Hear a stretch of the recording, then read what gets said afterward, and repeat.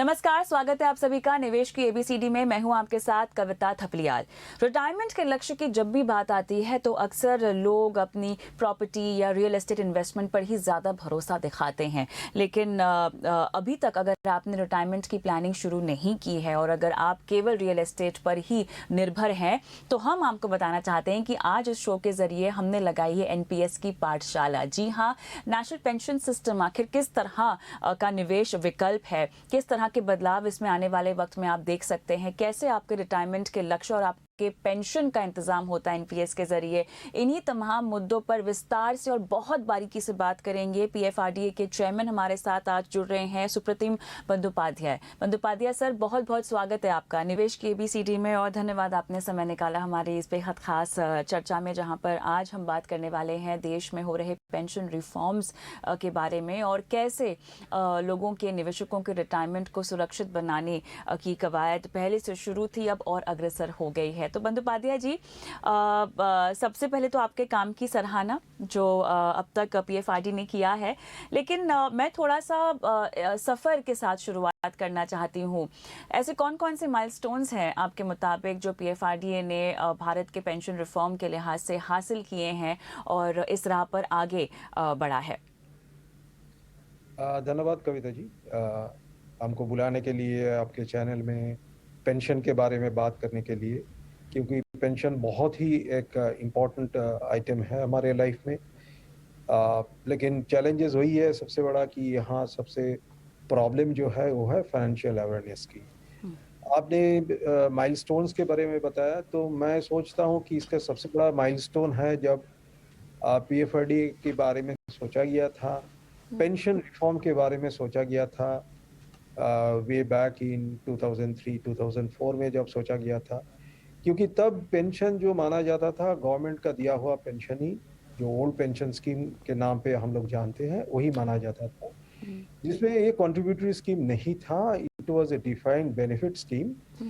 लेकिन वो defined benefit से डिफाइंड कंट्रीब्यूशन में जो एक नया पदक्षेप लिया गया था, तो मेरे हिसाब से ये सबसे बड़ा माइलस्टोन है, क्योंकि ये एक पेंशन रिफॉर्म था, एक स्ट्रेटेजिक रिफॉर्म था पेंशन सेक्टर में, जो बहुत ही जरूरी था उस टाइम पे। कि ओल्ड पेंशन स्कीम में क्योंकि उसमें कोई कंट्रीब्यूशन के बात नहीं था, कोई फंडिंग के बात नहीं थी, तो उसमें सारे जो पेंशन पेमेंट्स गवर्नमेंट के करेंट रेवेन्यू से जाता है। और इसके बारे में बहुत चर्चा हुआ, पेपर में भी आपने देखा होगा कि ये जो है ये मेंटेन करना फाइनेंशियली अनसस्टेनेबल बन रहा था। तो उसी टाइम में जो 2003-4 में जो डिसीजन लिया था और 2004 जनवरी से गवर्नमेंट एम्प्लॉयज़ के लिए ये मैंडेटरी किया गया कि ये कंट्रीब्यूटरी होगा, एम्प्लॉई और एम्प्लॉयर दोनों इक्वल कंट्रीब्यूशन देंगे। और उसके बाद 2004 के बाद जैसे एक एक करके धीरे धीरे ऑलमोस्ट ऑल सारे जो राज्य सरकार हैं वो भी एनपीएस के दायरे में आ गए। और 2009 से हम लोग जो है प्राइवेट सेक्टर में रिटेल कस्टमर्स जो है, कॉर्पोरेट्स जो है, कॉर्पोरेट्स डिफरेंट ऑर्गेनाइजेशंस, उसको उसके एम्प्लॉयज़ के लिए भी हम लोग अपना जो है एनपीएस का इन्वेस्टमेंट निवेश जो है पॉसिबल कर दिया। बिल्कुल, विस्तार से इस पर बात करेंगे, लेकिन पीएफआरडीए के लिहाज से माइलस्टोन्स का जिक्र तो हो गया है, लेकिन जो बदलाव इंट्रोड्यूस किए जा रहे हैं वो कहीं ना कहीं निवेशकों की मानसिकता और उनकी ज़रूरतों में बदलाव को ध्यान में रखते हुए किए जा रहे हैं। और अब मुझे आपसे ये समझना है कि ओवर द इयर्स अगर मैं समझना चाहूँ तो रिटायरमेंट को लेकर लोगों की मानसिकता, उनकी सोच और उनकी निवेश रणनीति में कितने बदलाव आपने ऑब्जर्व किए हैं, नोटिस किए हैं, क्योंकि कहीं ना कहीं ये आपकी ज़िंदगी का सबसे अहम लक्ष्य होता है और इसको प्लान अगर आपने कर लिया तो मेरे ख्याल से आप अपने बाकी के आर्थिक लक्ष्य तो कर ही सकते हैं।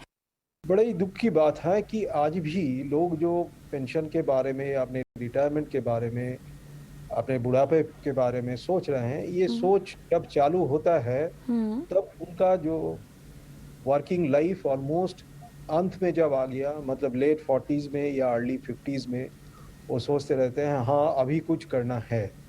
लेकिन जिस एज में एक्चुअली लोगों को सोचना चाहिए, यंग एज में, शायद ये एक पेंशन कॉर्पस बनाना उनके लिए बहुत ही आसान होता है।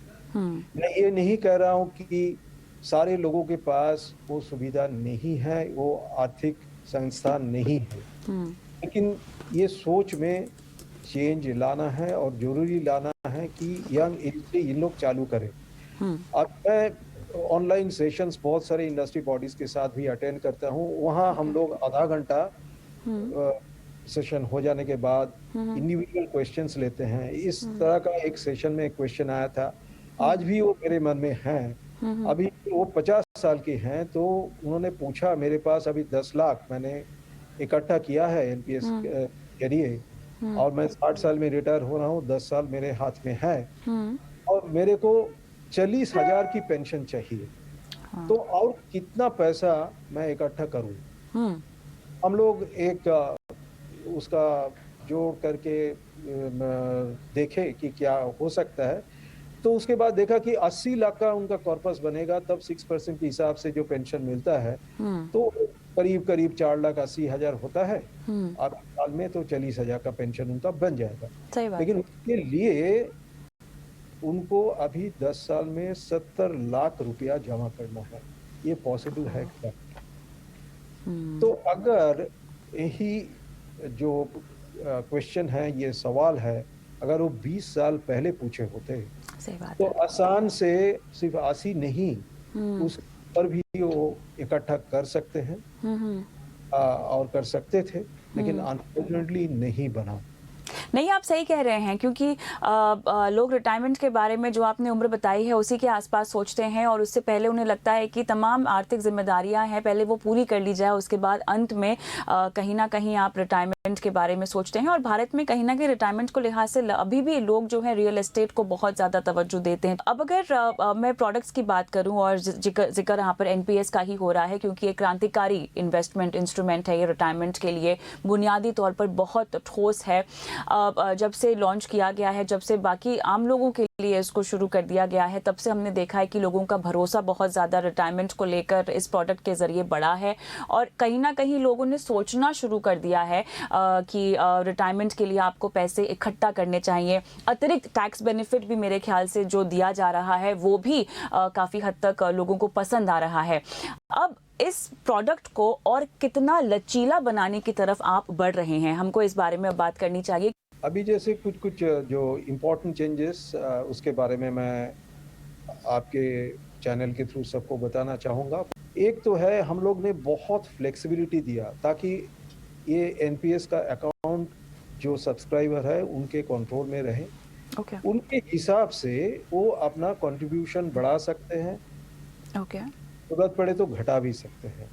क्योंकि ठीक है। ये ऐसा एक फ्लेक्सिबल प्रोडक्ट है, जैसे आप एक इंश्योरेंस पॉलिसी खरीद लिए, हम्म, अगर उसका ईयरली आपका कंट्रीब्यूशन है, तो ईयरली कंट्रीब्यूशन एक ही पर्टिकुलर डेट में आपको करना है, हम्म, एक हम्म, पर्टिकुलर अमाउंट भी करना है, हम्म, चाहे वो अमाउंट उस डेट पे आपके हाथ में हो या नहीं हो। हम्म, लेकिन इसमें क्या है कि एक बार आपने मान लीजिए साल में 1 लाख रुपया दे दिया, इसका मतलब ये नहीं कि हर साल आपको 1 लाख करके ही देना है और वो हम्म, पर्टिकुलर डेट में देना है। हम्म, आप 1,000 से लेके उसके ऊपर कितना भी अमाउंट आप दे सकते हैं, सिर्फ इतना ही आपको सोचना है, हम्म, जो अमाउंट आप ट्रांसफर कर रहे हैं एनपीएस अकाउंट में, वो आपके जो नोन सोर्सेस ऑफ इनकम है, हम्म, उससे सपोर्टेड रहें।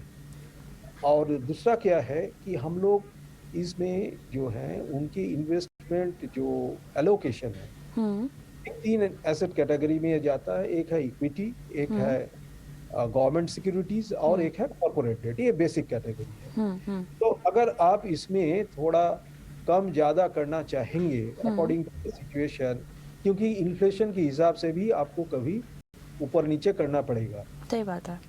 ये फाइनेंशियल मार्केट में प्रूव हो चुका है बार-बार, और सिर्फ हमारे देश में नहीं, विदेश में भी, कि भई अगर इक्विटी में लॉन्ग टर्म आप इन्वेस्टेड रहेंगे, तो हम्म, ज़रूर आपको इन्फ्लेशन के ऊपर का जो है, आपको रिटर्न ज़रूर देके जाएगा। हम्म, हमारा भी लास्ट 13-14 साल का जो एक्सपीरियंस है, जो अगर प्योर इक्विटी फंड आप देखेंगे, हम्म, करीब-करीब 12% का कंपाउंडेड एनुअल ग्रोथ रेट दिया।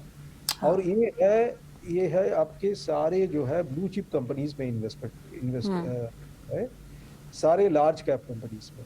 सही बात। बात तो है। मेरे हिसाब से ये बहुत सारे म्यूचुअल फंड जो लार्ज कैप में ओरिएंटेड म्यूचुअल फंड है, उससे किसी हिसाब से बहुत कम नहीं है, हुँ, हुँ, ठीक है।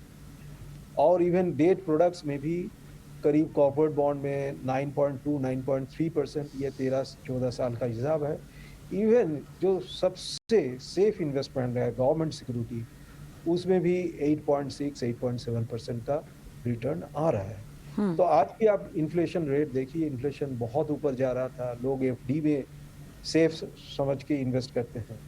लेकिन जहां आपका एफडी का रिटर्न 5 साढ़े 5% और आपका रिटेल इन्फ्लेशन सीपीआई इन्फ्लेशन 7% जा रहा है, actually it is eating into your money, right, आपके सही बात है। हुँ, पर्पस घट रहा है। हुँ, तो इस तरह का हम लोग ने बहुत सारे फ्लेक्सिबिलिटी दिया। अभी अगर कोई इन्वेस्टमेंट ऑप्शन चेंज करना चाहेंगे, उनको साल में 4 बार हम लोग ने मौका दिया। हुँ, अगर आप चाहते हैं सिचुएशन देख के अगर चेंज करना चाहते हैं, 4 बार तक कर सकते हैं। आप जो है हम लोग एक एनपीएस प्रॉस्पेरिटी प्लानर करके हम लोग लॉन्च करेंगे, बहुत ही जल्द लॉन्च करेंगे। उसमें क्या होगा ना, ओके, जो सब्सक्राइबर है उनको एक एडवाइजरी टाइप का दिया जाएगा या एक ओह! सजेशन टाइप का दिया जाएगा कि आप इतना कर रहे हैं। अगर आप हर साल आपके जो है कंट्रीब्यूशन हुँ, 10% या 15% बढ़ाएंगे, हुँ, तो एक प्रोजेक्शन के हिसाब से आपके कॉर्पस कहाँ तक पहुंच सकता है, और अगर आपके पेंशन का रेट तब इतना रहे, तो उस हिसाब से आपको कितना पेंशन मिलेगा। तो तो मतलब एक प्लानर आपको साथ में मिलेगा इस प्लानर योजना के तहत? आपको देते रहेंगे और उसको जो है according to market conditions, return हुँ, जो जनरेट हो रहा है, उस हिसाब से उसको हर साल हम लोग चेंज करते रहेंगे, तो ताकि जो सब्सक्राइबर है उनको भी पता चले रियल टाइम बेसिस में हुँ, कि कितना हमको चाहिए और कितना हमको मिलेगा। सही तो बात उस है। हिसाब से अगर कोई गैप है तो गैप इमीडिएटली वो फिल अप कर सकते हैं। हुँ, तो इस तरह का नाज या इस तरह का सजेशन हम लोग देते रहेंगे, ताकि उन लोग भी इसको देख के अगर उनको लगे कि ना ये हमारा कंट्रीब्यूशन जो है ये ज़्यादा होना चाहिए, हाँ, तो ऑटोमेटिकली राइट टाइम में जो है जो हम लोग बोलते हैं कोर्स करेक्शन या हुँ, करेक्टिव एक्शन हुँ। लेके वो अपना कॉर्पस उस हिसाब से बना। नहीं, बहुत उम्दा योजना आपकी ये सुनाई दे रही है क्योंकि लोगों में कहीं न कहीं जागरूकता अगर उनको मालूमात है एनपीएस के बारे में, पर उनको ये नहीं पता कि इस प्रोडक्ट का बेस्ट से बेस्ट इस्तेमाल वो कैसे कर सकते हैं अपनी फाइनेंशियल प्लानिंग में। तो जो आप योजना और अभियान शुरू करने की बात कह रहे हैं, मेरे मुताबिक वो बिल्कुल हेल्पफुल होगा और होना ही चाहिए क्योंकि एक ना एक कहीं न कहीं तरीके से उनको ये पता चल जाएगा कि कितना निवेश करने पर वो कितना कमा पाएँगे। लेकिन जैसा कि आपने कहा कि बहुत सारे विकल्प हैं एनपीएस के तहत आप अपने एलोकेशंस को बदल सकते हैं। क्या किसी तरह की गारंटीड स्कीम लाने की भी योजना है इसके तहत? क्या उस पर काम हो रहा है? हाँ, कविता जी आपने ठीक बोला है, क्योंकि हमारे एक्ट में भी एक मैंडेट है कि एनपीएस के जो मार्केट लिंक स्कीम उसके साथ-साथ हम लोग एक मिनिमम एश्योर्ड रिटर्न स्कीम, जिसको हुँ, हम लोग शॉर्ट फॉर्म में मार्स कहते हैं, हुँ, मिनिमम एश्योर्ड रिटर्न स्कीम, ये एक हम लोग को लॉन्च करना चाहिए। हुँ, मेरे हिसाब से अभी करीब-करीब 2.5-3 महीना में हम लोग एक फाइनल प्रोडक्ट लॉन्च कर पाएँगे। बहुत बढ़िया। हुँ, हाँ, तो ये अगर जिन लोग मार्केट रिलेटेड कोई भी रिस्क नहीं लेना चाहते हैं, हुँ। तो उनके लिए एक अच्छा स्कीम रहेगा। नहीं, बहुत बढ़िया विकल्प है और जितने विकल्प हो उतना निवेशकों के लिए अच्छा है क्योंकि वो अपनी जोखिम उठाने की क्षमता के मुताबिक अपने लिए निवेश विकल्प का चुनाव कर सकते हैं। लेकिन क्या किसी तरह से आपको लगता है कि एनपीएस के फंड मैनेजर्स की जो तादाद है उसको और बढ़ाना चाहिए? नए फंड मैनेजर्स को परमिशन दी जा रही है, ये खबरों में तो लगातार है, लेकिन क्या इस पर अग्रेसिवली और ज़ोरदार तरीके से आप काम कर रहे हैं, सोच-विचार चल रहा है? हाँ, कविता जी, इसमें जो है अभी हमारे पास फ़िलहाल 7 फंड मैनेजर हैं हुँ, और इन लोग काम कर रहे हैं फंड मैनेजमेंट का। अभी हम लोग और 3 फंड मैनेजर को लाइसेंस दे चुके हैं हुँ, और इनमें से 2 जो है बहुत जल्द जो है उनका काम चालू करेंगे। हुँ, हिसाब से अगले महीने से उनका काम चालू हो जाएगा हुँ, और तीसरा जो है वो शायद सितंबर से अपना काम चालू कर पाएँगे हुँ, और उसके बाद और एक जो है अभी हाल ही में बोर्ड ने अप्रूव किया है उनको लाइसेंस देना, हुँ। ये 4 को लेके मेरे हिसाब से अगले 3 से 4 महीना में आप देखेंगे 7 की जगह करीब 11 या हाँ 11 फंड मैनेजर जो है काम करते रहेंगे। गुड। दूसरा हम लोगों ने क्या किया, नया पेंशन फंड को लाने के लिए हम जैसे आरबीआई ऑन टैप लाइसेंस देते हैं बैंकों के लिए, उस तरह का ऑन टैप का एक प्रोसेस हम लोग ने चालू किया। उसमें क्या होगा, हर साल हम लोग ये ऑन टैप का विंडो जो है 1 महीना के लिए खोला रखेंगे और उसके एलिजिबिलिटी कंडीशंस हमारे वेबसाइट में क्लियरली लिखे हुए हैं। ओके। जो ये कंडीशंस फुलफिल करेंगे वो उस पीरियड के दौरान, वो 1 महीना के दौरान आके हम लोग को application they they with all documents everything, और उसके बाद हम लोग उसको ये करेंगे, छानबीन करेंगे और उसके बाद बोर्ड के अप्रूवल के थ्रू उनको लाइसेंस दिया जाएगा। तो मतलब सिर्फ 11 नहीं, हम लोग उसको बढ़ाने का भी पूरा इंतजाम करके रखे हैं। हाँ। हाँ, और भी इंटरेस्ट है, करीब करीब और 2-3 जो है स्पॉन्सर का इंटरेस्ट हम लोग ने देखा। हो सकता है अगले साल फिर वो आ जाए। तो ऐसा नहीं कि कोई हम लोग लिमिट रखे हैं उनका, 10 से ज्यादा नहीं होगा या 15 से ज्यादा नहीं होगा, लेकिन जरूर एलिजिबिलिटी कंडीशंस हम लोग रखे हैं, क्योंकि हम लोग चाहते हैं जो स्पॉन्सर आएंगे वो स्ट्रांग हो, सही बात उनका है। ट्रैक रिकॉर्ड बहुत बढ़िया हो। बिल्कुल बिल्कुल बिल्कुल नहीं, और ज़रूरत की मांग भी है, और क्योंकि एनपीएस एक उभरता हुआ इन्वेस्टमेंट इंस्ट्रूमेंट है, तो इस पर बिल्कुल तवज्जो आप जो दे रहे हैं वो सही है।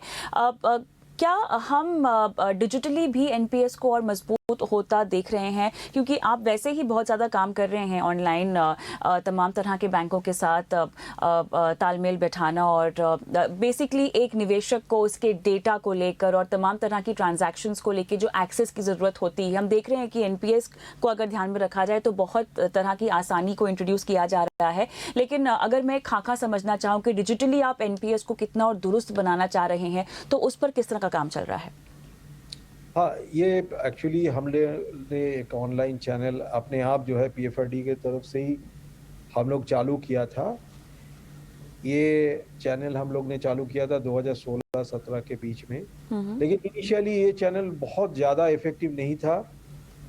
ये कोरोना के दौरान जो है 2020 मार्च के बाद से मैंने देखा कि ये चैनल बहुत ही इम्पोर्टेंट बन चुका है। लास्ट ईयर तो ऑलमोस्ट 30% जो हैं हमारे सब्सक्राइबर ज्वाइन किए हैं ये ऑनलाइन चैनल के दौरान।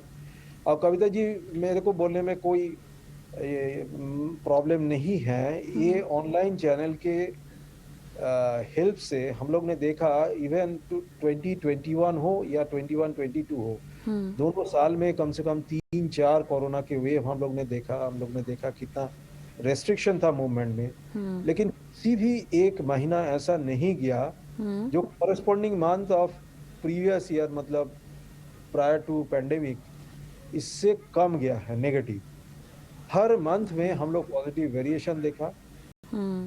21 में जो टोटल नंबर ऑफ ऑनबोर्डिंग हुआ वो कम से कम प्रीवियस ईयर से 19-20 से कम से कम 10-12% ज़्यादा हुआ। और लास्ट ईयर 21-22 जब हम लोग ने सबसे डेडली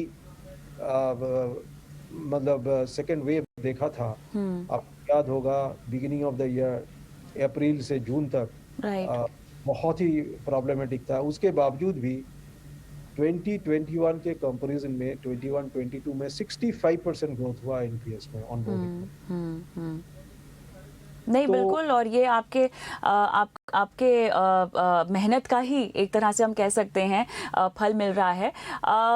आगे बढ़ते हुए अगर मैं समझना चाहूँ, एनपीएस में तमाम तरह के बदलाव आप लाने की कोशिश कर रहे हैं, इसकी अवेयरनेस को लेकर भी आप बहुत ज़्यादा काम कर रहे हैं। क्या इसकी मार्केटिंग को लेकर भी थोड़ा सा और जागरूकता फैलाने को लेकर भी कुछ पाइपलाइन में है? हाँ, अभी जो है कोई भी फाइनेंशियल प्रोडक्ट जो है अभी भी हमारे देश में अगर देखा जाए, आपने ही बोला कि मोस्टली लोग रियल एस्टेट और मतलब जो है physical assets, gold and all this, इसके ऊपर ज़्यादा डिपेंडेंट है। अभी भी अगर आरबीआई का हाउस होल्ड फाइनेंस का लेटेस्ट डेटा भी उठा के देखा जाए, हार्डली 5 से 6% जो है हाउस होल्ड का इन्वेस्टमेंट जो है फाइनेंशियल प्रोडक्ट में है, बाकी जो है नॉन फाइनेंशियल प्रोडक्ट में है। और इसमें सबसे ज्यादा जो आपने बोला रियल एस्टेट में है, जो बहुत ही लिक्विड इन्वेस्टमेंट है और जिसका रिटर्न क्या आएगा वो बताना बड़ा मुश्किल है, लेकिन फिर भी लोग उसमें ज्यादा कंफर्ट फील करते हैं। हाँ। तो ये एक जो है ये एक सिचुएशन है, इसीलिए सारे फाइनेंशियल प्रोडक्ट जो है, एक तो है ये पुश प्रोडक्ट अभी भी है, चाहे वो इंश्योरेंस लीजिए, चाहे वो पेंशन लीजिए, टू सम एक्सटेंट अभी जो है म्यूचुअल फंड में बिकॉज ऑफ वाइड एडवर्टीजमेंट सारे कुछ के लिए जो है उसके ऊपर जो है लोगों का नज़र है, लोग फिर भी अपने आप जाके कर रहे हैं, लेकिन उसका भी अगर दायरे देखिएगा कि बहुत ज़्यादा नहीं हुआ कि एकदम छोटा छोटा शहर में या सेमी अर्बन एरिया में उतना पहुंच नहीं है। पहुंच जो जरूर रहा है लेकिन उतना पहुंच नहीं है।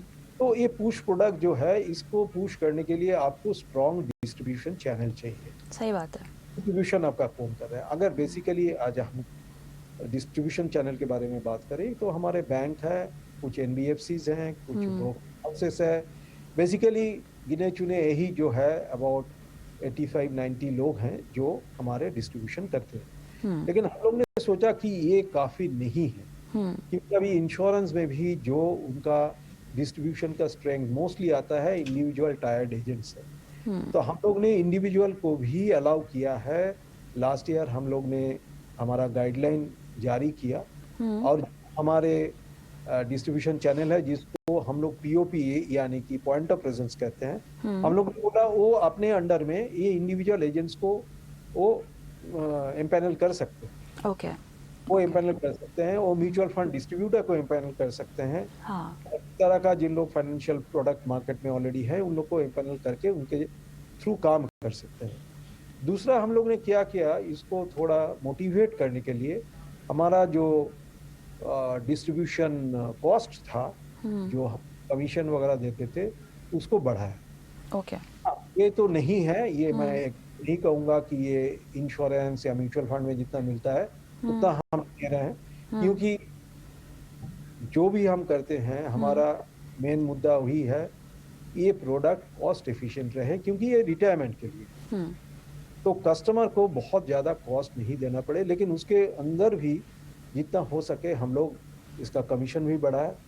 हम लोग बोले कि आप लोग जो है इंश्योरेंस एजेंट है, म्यूचुअल फंड डिस्ट्रीब्यूटर है, इनको आप लोग एम्पैनल करिए, उनके थ्रू काम करवाइए और उनको ये कमीशन दे दीजिए। तो बिल्कुल, तो किफ़ायत आपने कहीं ना कहीं इन्वेस्टर्स की किफ़ायत का भी ख्याल रखा है।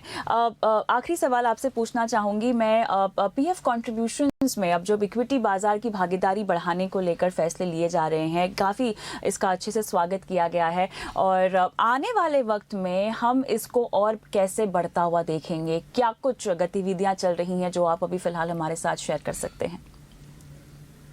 इक्विटी मार्केट में जहाँ तक सवाल है, एक तो है गवर्नमेंट अपने तरफ से 2019 अप्रैल से 1 अप्रैल से उन लोग अपने एम्प्लॉयज़ के लिए उन्होंने बोल दिया कि अगर कोई चाहता है, ये अपना अपना चॉइस है, आप 50% तक इक्विटी में इन्वेस्ट कर सकते हैं। 3 स्कीम उन्होंने बताया। वो बताया कि एक तो है जो एग्जिस्टिंग स्कीम है जिसको हम लोग डिफॉल्ट स्कीम कहते हैं, जिसमें मैक्सिमम 15% ही इक्विटी में जाएगा। हाँ। दूसरा है अगर आप चूज कर सकते हैं तो उसमें आपको 50% तक आप इक्विटी में इन्वेस्ट कर सकते हैं, लेकिन जो होगा कि एज के साथ जैसे एज बढ़ेगा इक्विटी का इन्वेस्टमेंट का कंपोनेंट जो है वो घटता जाएगा, क्योंकि एज के साथ जो है जितना एज बढ़ता है रिस्क टेकिंग एबिलिटी थोड़ा घटता है लोगों का। और तीसरा जो है कि आप 25% तक इक्विटी में इन्वेस्ट कर सकते हैं। अभी उन लोग को वही जो है फाइनेंशियल अवेयरनेस लाना है उनमें कि आप लोग जिनके पास बहुत दिन टाइम है अभी रिटायर होने का, तो आप लोग आसानी से 50% तक देख सकते हैं, क्योंकि 50% में आप अगर करेंगे तो आपको भी ज़्यादा रिटर्न मिल सकता है, क्योंकि ये इन्फ्लेशन के अगेंस्ट में भी एक प्रोटेक्शन है। दूसरा जो है हम लोग प्राइवेट सेक्टर में 75% तक इक्विटी अलाउ कर दिया है। हम्म, ये हम लोग ने अलाउ कर दिया। हमारे जो पेंशन अकाउंट है उसको टायर 1 अकाउंट कहा जाता है। उसके साथ एक ऑप्शनल अकाउंट है, आप चाहे तो उसको भी ओपन कर सकते हैं, वो है टायर 2। टायर 2 में तो अभी हम लोग बोर्ड के अप्रूवल लेके 100% आप इक्विटी में इन्वेस्ट कर सकते हैं। अभी हम लोग ने कर दिया, क्योंकि कुछ लोग बोल रहे थे कि टायर 2 तो मेरा ऑप्शनल है, अगर मैं इन्वेस्टमेंट करने के लिए ही आ रहा हूँ तो आप क्यों ना 100% तक करें। हम लोग ने वो भी कर दिया। और इसके लिए अगर जो इन्वेस्ट कर रहे हैं उनको भी बताना चाहिए कि ये रिस्की प्रोडक्ट में वो कर रहे हैं। तो जैसे आप लोग देखे होंगे म्यूचुअल फंड में भी आपका रिस्क मैट्रिक्स एक होता है, रिस्को मीटर जो कहते हैं हम लोग, उस तरह रिस्कोमीटर। का। हाँ, हम लोग भी एक रिस्क प्रोफाइल हम लोग आपने साइट में रखा है, पेंशन फंड मैनेजर साहब ने अपने साइट में रखा है कि अगर आप इतना इक्विटी लेंगे तो कितना रिस्की होगा। सा जो है लो रिस्क है, मॉडरेट रिस्क है, हाई रिस्क है और वेरी हाई रिस्क है। ऐसे 4-5 कैटेगरी में उसको बांटा गया है और उस हिसाब से हम लोग इंडिकेशन भी देते रहेंगे। राइट। क्योंकि इन्वेस्ट कर रहे हैं वो सोच समझ के अपना इन्वेस्टमेंट करें। तो इस तरह का हम लोग देख रहे हैं इक्विटी का भी बढ़ रहा है। जैसे जून हमारा total equity fund almost 1,16,000 crore का था, टोटल इक्विटी इन्वेस्टमेंट मार्केट। तो मैं सोचता हूँ कि जैसे जैसे दिन जाएगा, जैसे जैसे यंगर जनरेशन और भी पेंशन के बारे में सोचेंगे, हमारा इक्विटी का प्रोपोर्शन भी बढ़ेगा। बिल्कुल। इक्विटी नहीं, corporate bond, government security market, मतलब टोटल कैपिटल मार्केट में पेंशन फंड का काफी योगदान रहेगा। बिल्कुल बिल्कुल। बंदोपाध्याय सर, बहुत अच्छा लगा आपसे बात करके, और हमने ये जो एनपीएस की पाठशाला आज एक तरह से चर्चा की है, इस पर लोगों को बहुत सारी बारीक और महीन बातें समझ में आई हैं जो शायद अगर वो रिटायरमेंट के लिए प्लान कर रहे हो तो हो सकता है उनसे छूट गई हो। बहुत बहुत धन्यवाद समय निकाल कर हमसे बात करने के लिए। धन्यवाद कविता जी, हमको बुलाने के लिए।